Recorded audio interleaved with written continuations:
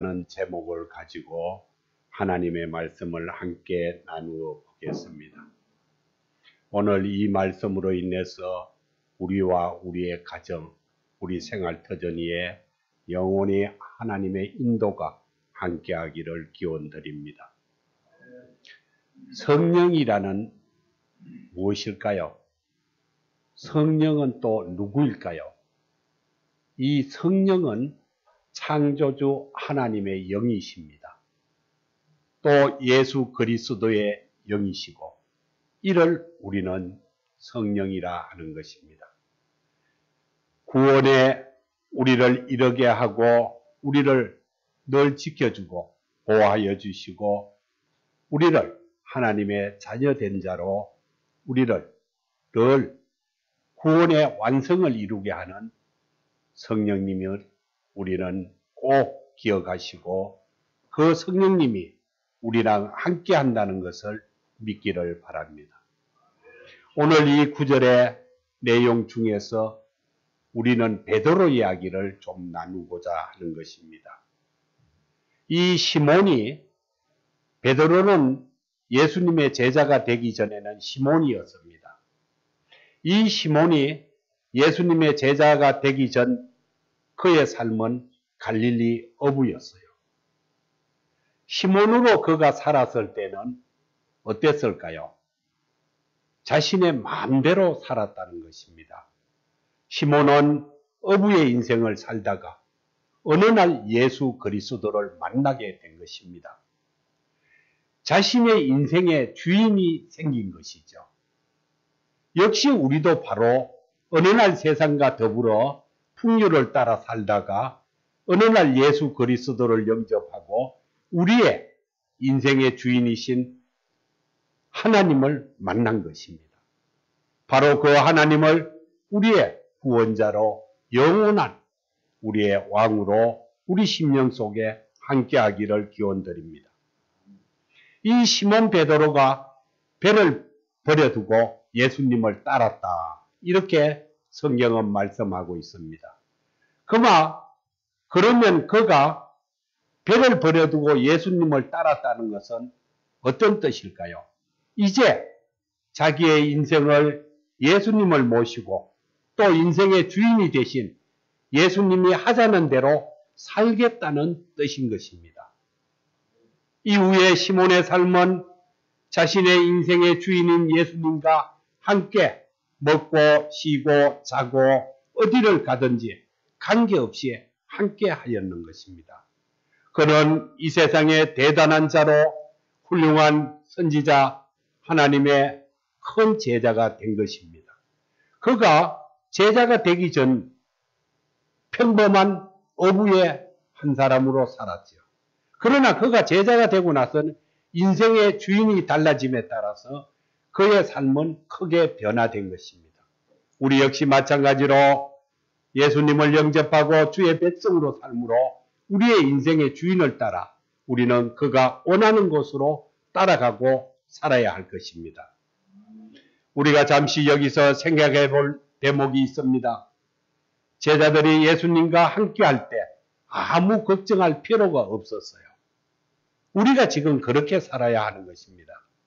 하나님을 믿으니 걱정과 근심과 두려움과 고민할 필요가 없다는 것입니다. 우리의 모든 행사를 하나님 아버지께 맡기고 하나님 말씀만 따르기만 하시면 된다는 것입니다. 예수님을 따라 함께 하고 함께 살아갈 때 어느 날 그들은 하나님의 모든 보호 속에 살아가는 것입니다. 그렇게 예수님을 따라 잘 사는데 어느 날 예수님이 뭐라 그랬느냐? 나는 떠날 것이다. 이렇게 말씀했어요. 이 말씀을 들으면은 이 제자들은 어떤 마음이 들까요? 굉장히 당혹스럽고 이 세상을 어떻게 살까 염려하게 되겠죠. 이때 제자들은 예수님만 보고 살았기 때문에 떠나면 어떻게 하나 많은 근심 걱정이 있었을 것입니다. 이때 베드로가 예수님께 질문을 합니다. 어떻게 질문을 했을까요? 주여, 어디로 가시나이까? 하고 질문한 것입니다. 그때 예수님이 대답하셨어요. 내가 가는 곳에 네가 지금은 따라올 수 없으나 후에는 따라오리라 하고 대답하셨습니다. 예수님은 지금은 따라올 수 없으나 후에 네가 따라올 수 있다는 것입니다. 이제 그러면 이 세상에는 제자들만 남게 되는 것입니다. 그들이 남게 되니까 첫째 세상에 두려움이 많고 먹고 살 일도 근심 걱정이 되겠죠. 그러나 예수님은 훌쩍 그냥 왔다가 떠나는 분이 아니십니다.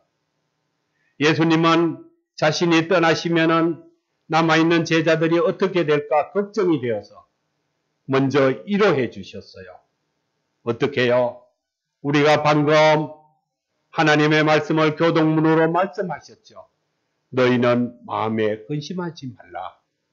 하나님을 믿으니 또 나를 믿어라. 이렇게 위로를 해 주신 것입니다. 너희 마음속에 지금 두려움과 근심도 다 갖고 있는 것을 내가 알고 있다는 것입니다. 그러나 마음에 근심할 필요가 없다는 것입니다. 무엇이냐? 내가 떠나면 나를 대신할 대책을 세워 주셨다는 것입니다. 그 대책이 바로 무엇일까요? 바로 내가 그동안 너희들과 함께 하시던 일을 대신해 줄 분을 보내주겠다고 약속하신 것입니다. 그 보내주신 분이 누구냐? 보혜사 성령님이라는 것입니다. 요한복음 15장 16절에 보시면 이렇게 기록되어 있습니다. 내가 아버지께 구하겠으니 그가 또 다른 보혜사 너희에게 주사 영원토록 너희와 함께 있을 것이다. 이렇게 약속을 하셨어요. 그리고 내가 떠나도 너희들은 근심 걱정할 필요가 없다는 것입니다. 우리는 아버지께 구하여 너희와 영원에 함께 있게 하리라는 예수 그리스도의 말씀에 아멘으로 화답해야 할 것입니다. 여기서 한 구절 잠시 우리가 이해하고 넘어갈 것이 다른 보혜사라는 말이 나옵니다. 내가 그동안 보혜사로 있다가 너를 돕고 위로하고 인도하는 일을 했는데 그 역할을 이제 다른 보혜사를 보내줘서 그 보혜사가 너희들을 보호하고 지켜주고 함께 한다는 그런 뜻으로 봐야 할 것입니다. 그러면은 그 전 예수 그리스도가 보혜사며 우리의 구세주라는 것을 확인시켜 주는 말씀인 것입니다. 우리는 이 보내줄 성령님을 항상 우리 곁에 있다고 예수님이 말씀하셨어요. 영원토록 함께 계실 분이라고 말씀하신 것입니다.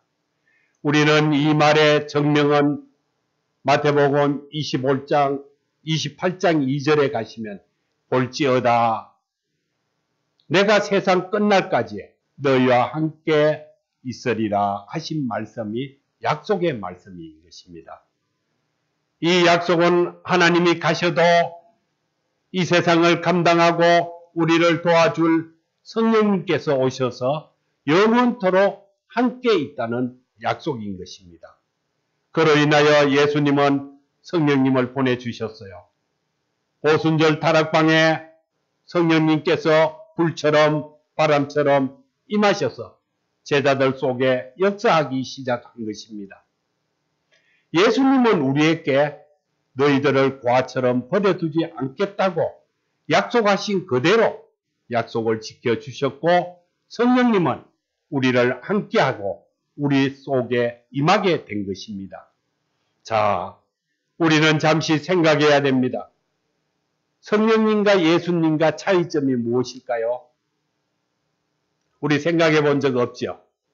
그냥 예수님, 성령님. 예수께서는 육신의 몸을 입고 이 세상에 눈에 보이는 형태로 우리 옆에, 제자들 옆에 함께 하셨던 것입니다. 육신의 몸을 입고 눈에 보이는 상태로 보여주셨던 거예요. 그러면 성령님은 어떻게 해요? 눈에 보이지는 않는 영의 형태로 우리 옆에 함께 하신다는 것입니다. 이것이 차이점인 거예요. 똑같은 하나님이시고 하나님의 영이시고 예수 그리스도의 영이신 분이 예수님은 육신의 몸을 입고 이 땅에 오셨고 성령님은 눈에 보이지 않는 영의 형태로 우리 속에 와 함께 거하시는 것입니다. 그 이후로부터 이제 오늘날까지 성령님은 현재 우리와 함께 하시고 우리 인도하고 보호해 주시는 겁니다. 만약에 베드로가 예수 그리스도를 만나지 않았다면 어떤 형태로 살아갔을까요? 그는 어촌에 하나의 어부로밖에 살지 않아요. 그는 배움이 없고 지식과 학식이 없는 분입니다. 그러나 그는 예수 그리스도를 믿고 자기 인생의 주인의 뜻을 따라서 가장 창대하고 위대한 선지자의 제자가 된 것입니다. 우리도 하나님이 이끄시고 성령님이 이끄는 대로 그 끌림에 따라서 행하고 그에 따라서 가기만 하면 된다는 것입니다. 앞으로 시간이 있고 기회가 있으면 사도행전 13장을 잘 살펴보시면 인생의 주인과 나의 갈 길을 보여줄 것입니다. 우리가 잠시 안디옥 교회를 한번 생각해 봐요. 이 안디옥 교회가 바나바와 사울이 바울이 되기 전에는 사울 청년을 선교사로 보냈어요. 이게 1차 선교예요. 이것이 성령님이 시킨 거예요. 그러나 그 후에 바울이 어떻게 변했어요? 사울이 바울로 변했죠. 사울이 바울로 변해서 2차 여행을 가게 될 때는 이제 사도 바울이라는 호칭을 얻게 돼요. 성령님이 그를 2차 여행 때 그러한 이름을 붙여서 바나바와 안디옥 그 교회의 모든 성도들이 안수하고 그를 선교지로 보낸 것입니다. 그것이 누가 한 일이냐? 성령님이 하신 일이에요. 이 안디옥 교회를 우리는 잘 기억해야 돼요. 이 어머니 교회라는 예루살렘 교회를 기억하고 잊지 않고 이들은 이방인임에도 불구하고 예루살렘 지역에 흉년이 닥쳤을 때 구호 헌금을 준비해서 예루살렘 교회를 돕는 모범적인 그런 교회입니다. 이들은 오늘날 우리가 함께하고 기도하고 금식할 때 이들은 성령님께 감동을 받았다 이렇게 기록되어 있습니다. 이들은 영적으로 깨어 기도했다는 것입니다. 우리가 하나님의 감동을 받을 때 우리는 복음을 전하게 되고 하나님의 뜻을 알게 되고 또 하나님이 우리에게 하시는 말씀을 듣게 됩니다. 어떻게 해야 그러면은 그렇게 들릴까요? 깨어 있어 기도하는 것입니다. 이들은 하나님의 말씀을 따라서 선교하는 교회가 되었고 이들이 기도할 때 가슴이 뜨거워졌다는 것입니다. 마음과 뜻을 모아 우리가 복음을 전도하고 또 우리 마음에 불같이 성령님이 함께한다는 것을 기억하기 바랍니다. 이 안디옥 교회는 온 교회가 성령의 감동이 있을 때 적극적으로 순종했어요. 그 모습이 참 아름다운 것입니다. 이들은 성령님이 말씀할 때 그 말씀을 따랐다는 것입니다. 우리도 오늘날 성령님께서 역사하시고 말씀하지만 우리가 듣지 못해요. 왜 못 들을까요? 오늘 하나님 말씀을 잘 기억하세요.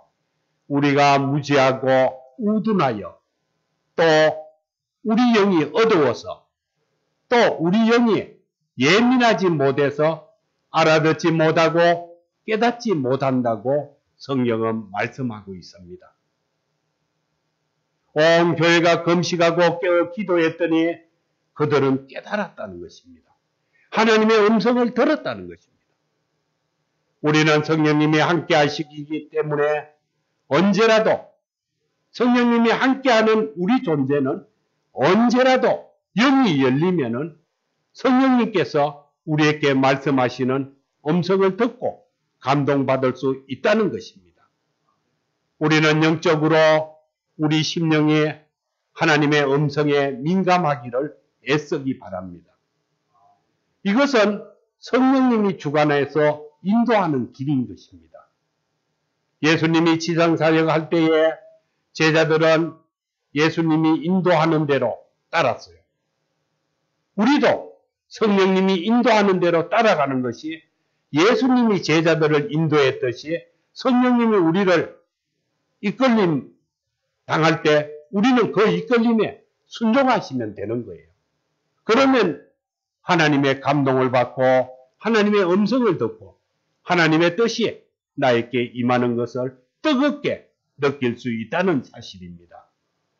오늘 우리는 어떤 때는 가라고 하고 또 어떤 때는 서라 그래라 돌아가라 방향을 제시하는 성령님의 도우심을 우리 믿음으로 받기 바랍니다. 이 사울 청년이 바울 청년으로 사도 바울로 변화돼서 소아시아를 중심으로 해서 사역을 떠나게 됐어요. 그때 바울이 드로아에 갔는데 드로아에서 성령님께서 바울에게 마게도냐 사람의 환상을 보여줬어요. 이는 드로아로 가서 소아시아에 하나님의 말씀을 전파하려고 또 복음을 전도하려고 마음을 먹었으나 그가 마게도냐 사람을 보여주고 마게도냐 쪽으로 건너가게 하나님이 방향을 바꾸어 주신 거예요. 이로 인해서 유럽까지 복음이 전파되고 또 전달되게 된 것입니다. 그의 복음의 방향을 선회시켜 준 것이죠. 이 믿음을 갖고 살아가는 백성에게는 모든 것이 성령 안에서 시작하고 성령님과 함께 진행되고 성령님 안에서 아름다운 열매를 맺는 것이 우리가 성령님께 순종하는 길이에요. 우리가 성령님께 순종할 때 이러한 아름다운 열매를 맺고 아름다운 하나님과 동행하는 삶이 진행되고 있다는 것입니다. 성령을 통해서 모든 것이 이루어진다는 그런 믿음을 깨닫고 우리는 그것을 기억하고 하나님의 종으로서 무엇을 할 때나 또 혼자 있을 때나 언제 어디서 자나 깨나 또 기도할 때나 어떤 사역을 감당할 때 우리의 모든 삶과 그 모든 순간들이 성령님이 함께하고 함께 인도한다는 사실을 꼭 기억하고 살아가기 바랍니다. 예수님은 약속대로 하나님의 성령 보혜사께 우리를 보호하고 지켜주기를 원하고 우리 곁에 함께 있도록 약속하고 그 약속을 지키셨다는 사실입니다. 우리가 사도행정을 잘 살펴보며 성령이 행하신 모든 일을 많이 기록해 놨어요. 그로 인해서 사도행전을 성령행전이라고도 불리기도 합니다. 모든 목회자가 다 우리는 성령행전이라고 기억하고 배우고 하나님의 말씀을 따르고 있다는 사실입니다. 성령님은 우리에게 이렇게 영원한 우리가 함께하는 현재에 살아계시는 하나님의 영이라는 것입니다. 우리는 그 사실을 기억하고 사모하길 바랍니다. 성령님은 우리가 무지하고 부족하고 저같이 우둔한 자의 입술을 통해서 말씀을 드리는 이 순간에도 제 속에 함께 하신다는 겁니다. 이 말씀을 듣는 우리 모두도 성령 속에서 성령님이 함께 계심을 믿습니다. 우리가 있는 곳 어디나 늘 하나님의 영은 함께 하시고 또 함께 가고 함께 있고 같이 한다는 사실을 믿음으로 받아들이기 바랍니다. 성령님은 이 세상이 존재하는 한 365일 빠짐없이 강림하셔 우리를 지키고 우리랑 동행한다는 사실을 믿기 바랍니다. 이런 현실까지 우리에게 지킴을 주고 보호하여 주시는 성령님의 뜻을 따라서 우리가 간단한 몇 가지의 할 일이 있습니다. 성령님과 함께 살아가야 되는 일이 우리가 할 일이에요. 또 성령님을 사모해야 돼요. 성령님을 꼭 붙들고 그 성령님을 따라가야 된다는 것입니다. 또한 이제 그것이 우리가 할 일이고 또 성령님에게 우리는 마음을 아프게 하거나 근심하게 하거나 섭섭하게 하거나 또 성령님을 우리는 미워한다든지 원망해서는 안 된다는 것입니다. 늘 성령이여 제 곁에 영원히 있어 함께하여 주시옵소서 하고 찬양해야 된다는 것입니다. 성령님은 우리 보고 뭐라고 말씀했어요? 내가 한 말씀을 묵살하지 말라 하셨어요. 우리는 어떤 환경에 어떤 형편에 있더라도 성령님의 말씀을 묵살하시면 안 돼요. 그 말씀을 기억하고 행해야 돼요. 우리가 어떤 생각이 떠오르게 하실 때 우리가 성령님의 말씀, 하나님의 말씀을 늘 못 듣는다 그래요. 내가 언제 들을까? 이렇게 고대하고 또 기다리고 걱정하는데 성령님의 말씀은 바로 이런 때 그냥 내가 느낌으로 오는 겁니다.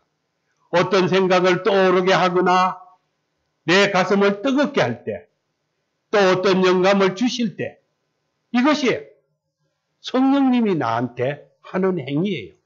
말씀이에요. 말씀. 하나님의 음성을 그렇게 들려주시는 거예요. 내가 갑자기 무슨 생각을 딱 떠오르는 거예요. 그것이 하나님이 나에게 성령의 뜻으로 말씀하시는 거예요. 영감을 준다. 이것이 무슨 뜻이에요? 하나님께서 성령을 통해서 나에게 지혜나 생각을 주시는 걸 영감이라 그래요. 바로 그것이 하나님이 나한테 말씀하는 음성이에요. 물론 소리로 들릴 수도 있고 스크린에 자막으로도 보여줄 수가 있어요. 그러나 대부분 느낌과 가슴을 뜨겁게 하고 생각나게 하고 지혜롭게 하여 성령님을 통해서 하나님이 말씀해 준다는 사실을 기억하기 바랍니다. 느낌이나 지혜가 또 생각이 날 때 이것이 하나님이 주는 말씀이다. 이렇게 이해하시면 됩니다. 우리가 무지하고 우둔해서 또 우리 영이 어두워서 우리 영이 예민하지 못해서 하나님은 알아듣지 못한다고 말씀해요. 그러면 영이 열리면 언제라도 들을 수 있다는 사실이겠죠. 그 영이 열리는 방법은 우리가 영적 감각에 안테나를 높이 세우는 겁니다. 저 하늘에 닿을 수 있을 정도로 내 영적 안테나를 높이 세워서 하나님의 음성 듣기를 민감하고 거룩한 그리스도인이 되는데 우리가 마음과 정성을 다할 때 그 하나님 말씀은 저절로 들려요. 우리는 꼭 이 시간을 통하여 성령님이 하는 말씀을 꼭 듣고 그 말씀을 절대로 묵살하는 일이 없기를 하나님의 이름으로 축원드립니다. 우리가 얼마나 성령님을 좋아하고 하나님을 그리워하는지 예를 하나 보여드릴게요. 우리 뭐예요? 성령님 오소서 찬양해요. 왜 찬양해요? 그리워하고 사모하기 때문에 찬양하시는 겁니다. 성령님이 막상 우리가 오소서 하고 찬양해 나누고 성령님이 막상 손을 나에게 내밀 때 우리는 그 인도함을 예민하지 못해서 느끼지 못해요. 그로 인해서 느끼지 못하니까 감각이 없으면 그만두는 걸 뭐예요? 뿌리치게 되는 것이에요. 성경은 뿌리친다고 말하고 있어요. 성령님이 오셔서 우리에게 손을 내미는데 내가 예민하지 못해서 그것을 느끼지 못하니까 뿌리치는 것입니다. 이렇게 성령님이 주시는 말씀을 모르니까 생각, 지혜, 영감을 받았을 때 그것을 그냥 뿌리치는 거예요. 그냥 인간의 생각이겠지 하는 마음으로 그만두는 겁니다. 그것은 절대로 있을 수 없습니다. 하나님이 주시는 지혜와 생각과 영감을 우리는 받을 때 절대로 뿌리치는 일이 없기를 주의 이름으로 기원드립니다. 성령을 소멸하지 말라고 우리에게 말씀했어요. 성령의 소멸은 무슨 뜻이냐? 사라져 없어버린다는 겁니다. 이런 하나님의 감동을 소멸하지 말라는 것입니다. 우리는 성령께서 우리에게 마음에 감동하실 때 무조건 받아들이고 아멘 하기를 바랍니다. 아멘하고 순종하는 믿음으로 우리는 살아가고 성령님을 꼭 붙들고 그 성령님의 말씀의 인도를 따라서 우리가 살아갈 때 이 세상의 모든 것을 두려워할 필요가 없어요. 한 어부의 인생으로 살아갈 베드로가 예수님을 만나서 그 인생이 달라졌듯이 우리는 이 시간 예수 그리스도를 영접하고 주의 백성으로 삶으로 우리 인생의 주인을 따라서 우리는 저 높은 곳에 소망을 갖고 달려가는 것입니다. 우리 그 예를 하나 볼까요? 우리 성령님을 거역하지 말아야 될 예가 아나니아와 삽비라 이야기입니다. 그 베드로가 한 어부의 인생이었던 베드로가 대단한 인생이 되었죠. 하나님의 거룩한 제자로서 하나님의 뜻을 따라 모든 자를 인도하고 또 그들을 다스리는 하나님의 큰 종이 된 것입니다. 그가 아나니아와 삽비라를 보고 꾸중을 하게 되죠. 왜 꾸중을 했을까요? 누가 그 밭을 팔아서 봉헌하라 마라 명한 사람이 아무도 없어요. 그 당시에 그 고린도 교회가 날로 부흥하고 하나님의 뜻을 따라 천국의 소망을 갖고 살다 보니 가난한 자가 없더라 이렇게 기록되어 있어요. 왜 없을까요? 자신 스스로서 집과 농가 밭을 팔아 제자들 앞에 갖다 놓았다 돼가 있어요. 그러면은 그 제자들은 하나님의 뜻을 따라서 고루 나누어 주었기 때문에 가난한 자가 없었다는 겁니다. 거기에 아나니아와 삽비라는 함께 동참하는 것입니다. 누가 팔아오라 팔라 말라 하지도 않았는데 스스로 팔아서 그 밭값을 갖고 한 거예요. 갖고 온 것이 잘못된 것이 아니고 베드로가 책망하게 된 이유는 그 밭을 판 가격을 다 갖고 오라, 일부만 갖고 오라 이런 것도 아니에요. 있는 그대로 성령님에게 말하는 것입니다. 베드로가 뭐라 그랬어요? 그들을 보고 하는 말이 있었어요. 어찌 성령을 속이느냐는 것입니다. 베드로가 왜 그 밭을 다 판 가격을 왜 일부만 갖고 왔느냐고 책망하는 것입니다. 그 일부를 갖고 와도 아무 상관없어요. 내가 헌금을 100만 원을 하려고 그러다가 안 해도 상관없어요. 그런데 그것을 성령을 속이는 짓을 하지 말라는 것입니다. 내가 100만 원을 헌금하려고 그러다가 내 형편에 10,000원을 하게 되면 하나님 내가 이 10,000원만 합니다 하시면 되는 거예요. 이들은 뭐를 했어요? 자기들의 일부를 챙겨놨어요. 챙겨놓고 그것을 전부라고 와서 말씀한 겁니다. 그것이 무엇이냐? 성령님을 속였다는 것입니다. 우리는 절대로 성령을 속이는 일을 하시면 안 되는 겁니다. 있는 그대로 내 형편껏 하나님과 대화하고 기도하고 살면 되는 거지. 그를 내 마음의 인간의 생각으로 속여서 사는 것은 절대 하나님한테 축복받지 못한다는 사실을 오늘 아나니아와 삽비라 이야기로 하나님이 말씀하는 것입니다.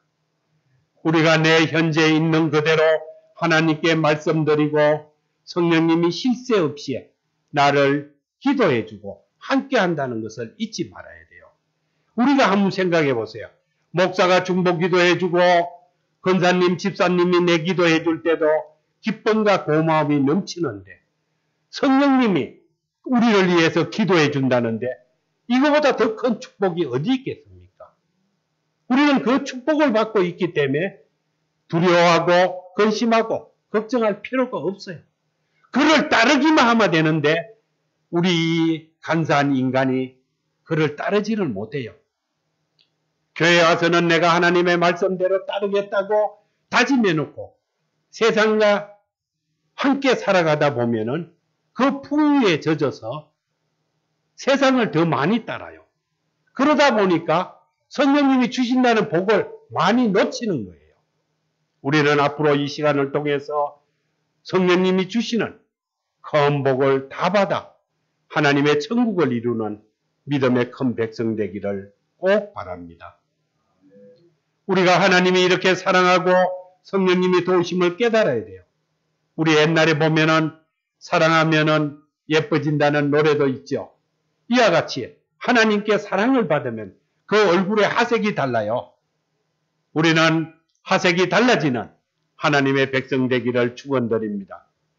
우리가 세상에 살다 보면은 잘못하기도 하고 무지하기도 하고 부족하고 연약하기도 합니다. 또 세상 사람에게 미움을 받거나 조롱거리가 되고 수치를 당하기도 해요. 이런 세상 삶에서 우리는 절대로 열등감에 빠지면 안 돼요.